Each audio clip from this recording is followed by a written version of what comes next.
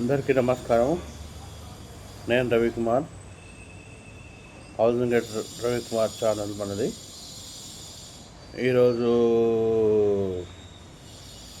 తెలుసుకోవాల్సిన విషయం ఏంటంటే, ఆల్రెడీ డెవలప్ అయిన కాలనీలు ఇల్లు కట్టుకునే ముందు తీసుకోవాల్సిన జాగ్రత్తలు.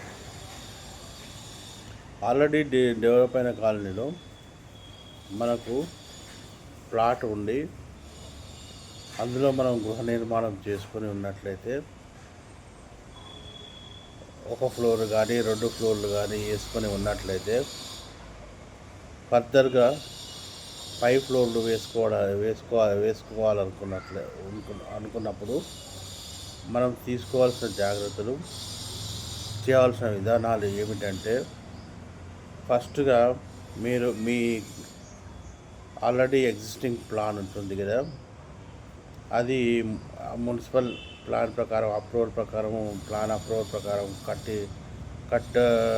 కట్టినా కట్టకపోయినా, కడితే మంచిది. కట్టకపోతే మాత్రం డీవియేషన్స్ ఏమైనా ఉన్నా కానీ తర్వాత దానిపైన ఒక ఫ్లోర్ వేసుకొని ఉన్నట్లయితే, దానికి పర్మిషన్ తీసుకోకపోతే ఆ పై ఫ్లోర్లు వేసుకోవడానికి అవకాశం ఉండదు, పర్మిషన్ ఇవ్వరు. సో ఒక ఫ్లోర్ పర్మిషన్ మీరు చెప్పకుండా వేస్తున్నారు కాబట్టి, మీరు ఓన్లీ గ్రౌండ్ ఫ్లోర్కే పర్మిషన్ తీసుకొని ఫస్ట్ ఫ్లోర్ వేసుకున్నారు కాబట్టి ఆ పై ఫ్లోర్లకు పర్మిషన్ రాదు. ఆ పై ఫ్లోర్లు కూడా పర్మిషన్ రావాలి అంటే, మీరు కన్సల్టెంట్ను అప్రోచ్ అయ్యి జిహెచ్ఎంసీ వాళ్ళ ప్రొసీజర్స్ అన్నీ తెలుసుంటాయి కాబట్టి ఏదైనా కన్సల్టెంట్ అప్రోచ్ అవ్వండి. అప్రోచ్ అవుతే వాళ్ళు సొల్యూషన్ చెప్తారు. ఇప్పుడు కన్స్ట్రక్షన్ ఆల్రెడీ మీరు ఆ ప్లాను ఫస్ట్ ఫ్లోర్ వేసుకున్న తర్వాత దానికి శాంక్షన్ లెటర్ లేకుండా దానిపైన ఫ్లోర్లు వేసుకోవాలనుకుంటే, దానిపైన ఎన్ని ఫ్లోర్లకు పర్మిషన్ ఉంది, ఎన్ని ఫ్లోర్లు వేసుకోవచ్చు. జనరల్గా గ్రౌండ్ ప్లస్ 2 వేసుకుంటారు, అంటే ఇంకో ఫ్లోర్కు పర్మిషన్ ఇస్తారు. తర్వాత పెంట్ హౌస్కి ఏమైనా పర్మిషన్ ఇస్తారు. అయితే దానికి కొందరు 300 గజాలు 300 గజాల పైన ఉన్నట్లయితే 4-5 ఫ్లోర్ల వరకు కూడా పర్మిషన్ తెచ్చుకొని వేసుకుంటారు.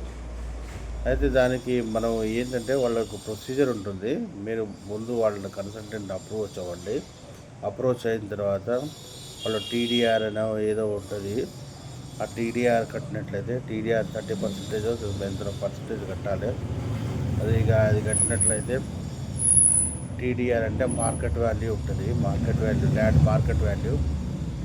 మార్కెట్ వాల్యూ వచ్చి ఎన్ని గజాలు ఉందో అన్ని గజాలకు మార్కెట్ వాల్యూ తోటి మల్టిప్లై చేసేసి దాంట్లో 30% సుమారు 30% వరకు మనం అమౌంట్ పే చేసినట్లయితే దానికి సంబంధించిన పర్మిషన్లు దొరుకుతాయని నాకు తెలిసిన విషయం.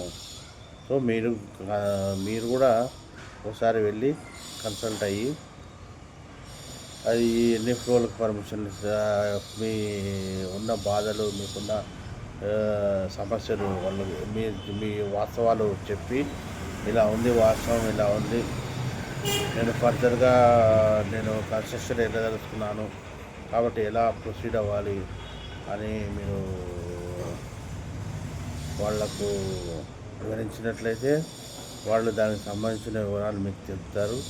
కానీ కన్స్ట్రక్షన్ పర్మిషన్ లేకుండా ఈ రోజుల్లో వేసుకోకండి. పర్మిషన్ లేకుండా వేసుకుంటే సీజ్ చేస్తున్నారు. తర్వాత కన్స్ట్రక్షన్ మీరు చూస్తున్నారు కదా, హైదరాబాద్ వచ్చిన తర్వాత కన్స్ట్రక్షన్స్ కూలగొట్టడం కూడా జరిగింది. కాబట్టి కన్స్ట్రక్షన్ కంపల్సరీ పర్మిషన్ అనేది కంపల్సరీగా తీసుకొని మీరు తగిన జాగ్రత్తలు తీసుకొని మీరు వర్క్ స్టార్ట్ చేయండి. దయచేసి ఇది గుర్తుంచుకోండి.